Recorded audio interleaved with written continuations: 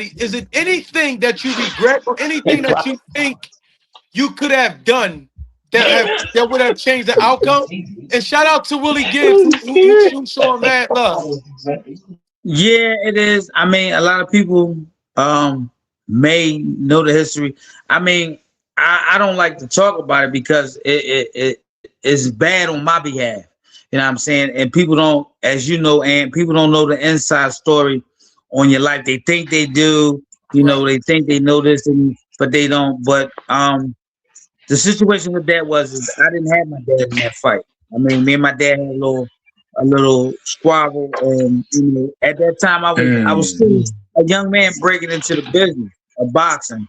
You know, I had people saying things to me and going a certain type of way about it, and me and him got into it, and I fired him. I fired him right after the Emmanuel Augustus You fight. fired your pop? I You fired my fired dad. him? Wow. Yeah. See, Wow. That was emotional. Yeah, it's very emotional, you know, and I still say to this If day, Anthony would have fired me, he wouldn't have been able to fight no more. I'd have took aluminum back. hey, He you couldn't have know, fired me because I was gonna take aluminum back to his yeah, maybe, knees. You gotta let him yeah, talk maybe so he can hear me. He's a little muffled.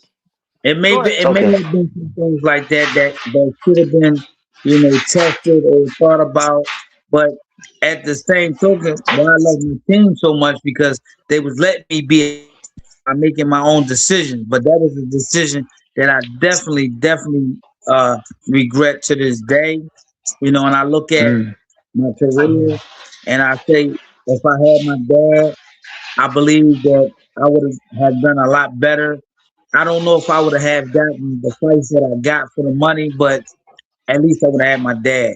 So, you know, that was like a crossroads in my career because like after I lost the fight to Philip Holiday, I kind of went on a downslide.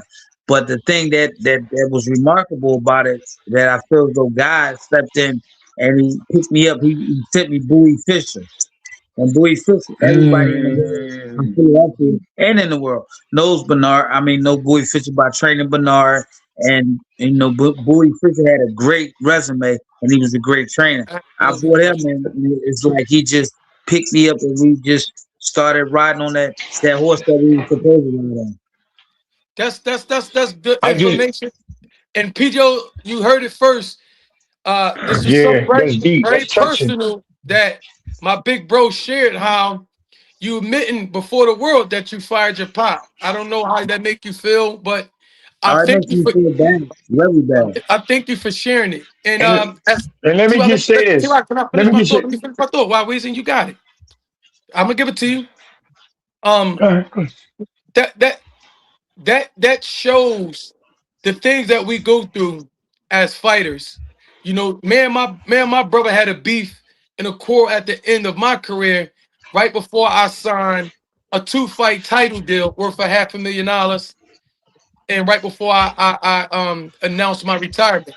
So I can relate, and I appreciate you for opening up and sharing this with me that a lot of people didn't know. Go ahead, Wild Weezy. What you want to say, bro? What I want to say is, I did a piece on our YouTube page because we didn't have a whole beef, champ.